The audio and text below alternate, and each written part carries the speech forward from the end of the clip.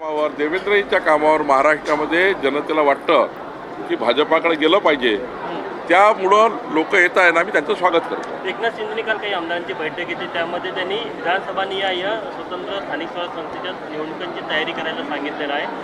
कशा प्रकारे बघता आणि भाजपची कशा प्रकारे तयारी असणार आहे? एकनाथ शिंदे जे असतील, अजित पवार जे असतील, आम्ही असू, आपल्या पक्षाची चाचपणी केली पाहिजे. आणि शेवटी आम्ही काय, तर आम्ही महायुतीमध्ये लढणार आहोत. आमची महायुती ही अत्यंत मजबूत आहे. त्यामुळं आपापला पक्ष वाढवणे, आपापल्या पक्षाला जिथे इथे स्पेस आहे ती स्पेस घेणे. जसं आम्ही आता 1,51,00,000 प्राथमिक सदस्य करतो आहे. 3 लक्ष कार्यकर्त्यांना आम्ही येणाऱ्या काळामध्ये सक्रिय करतो आहे. संघटनेमध्ये सक्रिय करणे आणि सरकारमधल्या योजना समाजापर्यंत पोहोचवण्याकरता सक्रिय कार्यकर्ते करणे. 3 लक्ष कार्यकर्त्यांना आम्ही सक्रिय मेंबरशिप करतो आहे या 2 महिन्यामध्ये. तर हे कशा करता आहे, शेवटी आमचा सर्वांचा, एकनाथजी असतील, अजितदादा असू, आम्ही असू, महाराष्ट्र सरकारचा सर्व योजना समाजापर्यंत जाण्याकरता आम्ही काम करतो. लढणार आहे का पण तिन्ही पक्ष सोबळावर? तुम्ही भाजप स्थानिक स्वराज्य संस्था आम्ही महायुतीमध्ये जाणार आहोत. महायुतीमध्ये विधानसभा लढली, लोकसभा महायुतीत लढली आहे आणि पुढच्या स्थानिक स्वराज्य संस्था सुद्धा महायुतीमध्येच लढण्याचा आमचा विचार आहे. सर, लाडक्या बहिणीबाबत तुम्ही जे वक्तव्य केलं काल, त्याचा नेमका अर्थ काय? सदस्य करून घ्यावा, काय अर्थ? नाही, आमच्या ज्या लाडक्या बहिणीची योजना आहे, काही लोकांनी प्रश्नचिन्ह उपस्थित केलं आहे की आमच्या लाडक्या बहिणीची योजना बंद होणार. मी आपल्याला जबाबदारी सांगतो आहे, शिवभोजन असो की लाडकी बहीण योजना असो की शेतकऱ्याची वीज बिल माफी असो, माननीय देवेंद्र फडणवीसजींनी स्पष्टपणे सांगितलं आहे, या राज्यातली कुठली योजना बंद होणार नाही. हां, एक गोष्ट खरी आहे की व्याख्येत बसत नसणाऱ्या काही योजनेमध्ये काही लोकांनी हौदोस घालून त्या योजनेचा गैरफायदा घेतला आहे. त्याबद्दलची तपासणी सुरू आहे.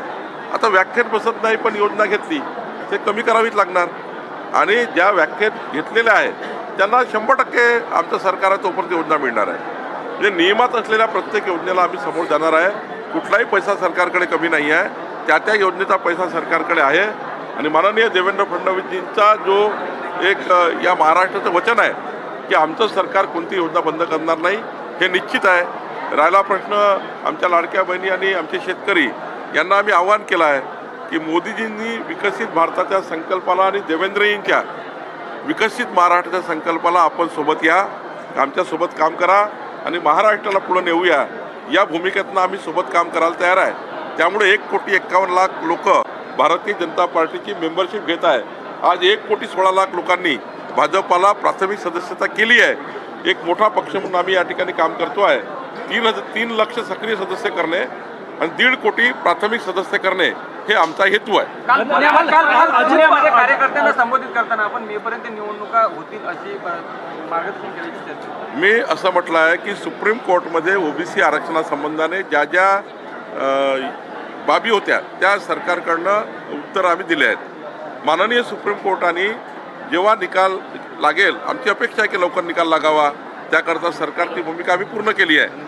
पण लवकरात लवकर निकाल लागेल आणि येणाऱ्या काळामध्ये हा जो निकाल आहे तो आल्यावर राज्य निवडणूक आयोग जे आहे ते तातडीनं निवडणुका लावेल ही अपेक्षा महाराष्ट्राची आहे, जनतेची आहे. कारण स्थानिक स्वराज्य संस्थेमध्ये नगरसेवक नसणे, जिल्हा परिषदचे मेंबर नसणे, शेवटी विकासाला बाधा निर्माण होतो. आणि म्हणून मला असं वाटतं की तातडीनं आपण या निवडणुका झाल्या पाहिजे अशी अपेक्षा आहे. अजितदादा काल म्हटले की धनंजय मुंडेंनी राजीनामा द्यायचा का नैतिकतेच्या मुद्द्यावर, हे त्यांनाच विचारा. नाही, मला असं वाटतं हा प्रश्न राष्ट्रवादी काँग्रेसचा अजितदादाचा प्रश्न आहे. मला वाटतं अजितदादा योग्य पद्धतीने सोडवतो. मनोज जरांगे यांचं आंदोलन भडकावण्यासाठी कुठेतरी भाजपने तर संतोष देशमुखची हत्या केली नाही असा संजय राऊत यांनी दावा केला. काय वेळेपणा आहे.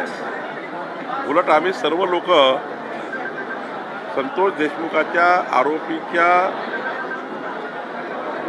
आरोपीला अंतिम शिक्षा व्हावी, फाशीपर्यंत जावं, याकरता देवेंद्र फडणवीस सरकारने ज्या पद्धतीने चौकशा सुरू केलेल्या आहे, ज्या पद्धतीच्या चौकशा सुरू आहे आणि ज्या पद्धतीचं त्या ठिकाणी काम चालू आहे, मला वाटतं की हे भडकवण्याचं काम कोणी करू नये. सर्वांचं एकच उद्दिष्ट असलं पाहिजे की संतोष देशमुखाचा जी हत्या आहे ती या महाराष्ट्राकरता अत्यंत ती गंभीर घटना आहे. त्या घटनेकडे सर्वांनी बिना राजकारणाने बघितलं पाहिजे. या घटनेचं राजकारण होऊ नये. आणि माझी नेहमीच सूचना सर्वांना आहे की या घटनेमध्ये सर्वांनी सरकारच्या चौकशीला साथ दिली पाहिजे.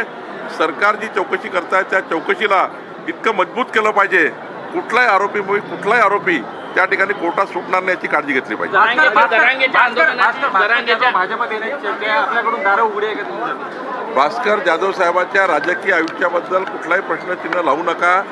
त्यांनी आमच्याशी कुठलाही संपर्क केला नाही, ते आमच्याशी कधी बोलले नाही, त्यांनी कधी भाजपाला असा येण्याचा प्रश्नच येत नाही, त्यांनी कधी अशी चर्चाच केली नाही. कशाला प्रश्नचिन्ह लावताय भास्कर जाधवच्या आयुष्याबद्दल? सोबळासाठी हिंदी हिंदी